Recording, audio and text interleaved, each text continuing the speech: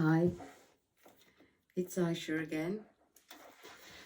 Now, this is a very short one, I think. That might suit the 20 seconds. I've lost you already, haven't I? Anyway, I'm going to tell you today about the wet nurse, Maya. When I was doing my research and before I started, obviously, even thinking that I was going to write a book, I had a difficulty because I couldn't find anything about Tut's wet nurse. Obviously, he must have had a wet nurse. I mean, this happened all over the world. Royalty and well-to-do people had somebody else feed their babies. So I left that to one side for a little while, and I continued dealing with the other characters that I had discovered in Tut's life. And it was in 1996. I was still working as a solicitor, so I used to get the Times for the legal reports and things. And there was a half a page, and with a big headline: Tutankhamun's wet nurse tomb discovered. I could not believe it. I was quite surprised because they found it in Saqqara. I thought, well, of course, she couldn't be in the Valley of the Kings, but I thought it'd be somewhere near there. But no, she had chosen Saqqara, and Saqqara is where the step pyramids are, and that was made or built for Pharaoh Duja. In the Old Kingdom time. It just shows how old it is. It's all crumbly. That it used to be the ancient burial place for pharaohs in the Old Kingdom. So it was surprising that she was found there. And you can't see much above ground. Obviously, there's the Step Pyramid and some other pyramids, but it's like an underground world of caverns. And there's so many things that they have found there.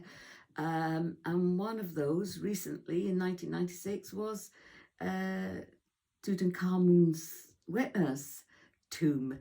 And I discovered her name. Her name was Maya. And there was in her tomb, a statue of her with Tutankhamun, the boy king, the child, sitting on her lap. And there were mentions of him in her tomb. So I went online before doing this talk to see if I could find out a bit more. But there's nothing yet that I could find on the internet. I have to go there. I'm hoping to go there maybe this Christmas or early spring next year, because I really want to go and see. I'm going to have to do an addendum to book 3 about her once I discovered that she loved cats. I don't know, I would imagine Tut would have had a love of cats, but I didn't concentrate on that at all. That wasn't the thrust in my book, and I didn't find anything at the time to bring on that line of thinking, but I will look into it. I was able to give her a name. Now, the thing is, in the Times article, her name was spelt Maya, and that's the spelling I used in my books. But then when I did this little research recently, it spells her name Maia. Now I've noticed this with Tia and Te, and so it depends who translates it really. So it's the same person. It could be Maia or Maya. I was so excited. I had a name so I could think of, but no other information really, but I could then work on that to create her backstory and how she came to be in Cairo, in Egypt. I noticed in that little research that there is some prominent archaeologist putting forward the theory that Maya was in fact Tut's older sister Meritaten. Well, you'll see from my book one. But Meritaten had passed away, and I really don't believe from my research that her mother Nefertiti would have allowed her daughter to be Tut's wet nurse. And also it would require Meritaten to have had a child and lost it. She did, in my book,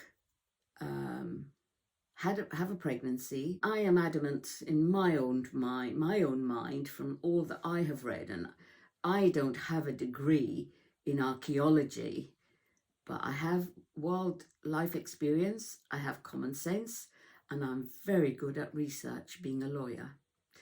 So really, nothing is actually right or wrong when you're talking about Tut. There are some things, though, that if you think through it, is more likely to be right than not. And that's the tack I took.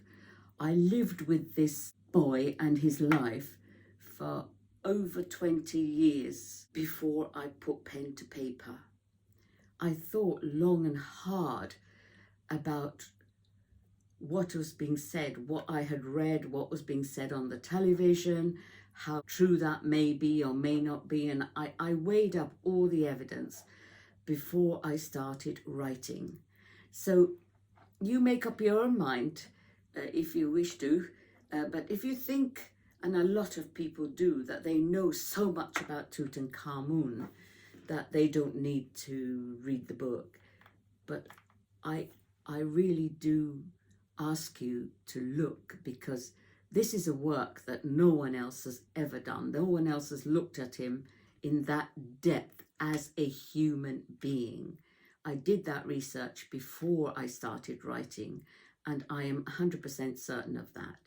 He is used in different ways, but no one has seen him as a human being, a boy, a young man with hopes, dreams, and aspirations that were never fulfilled fully. A sad life, really, but he handled it for a young man.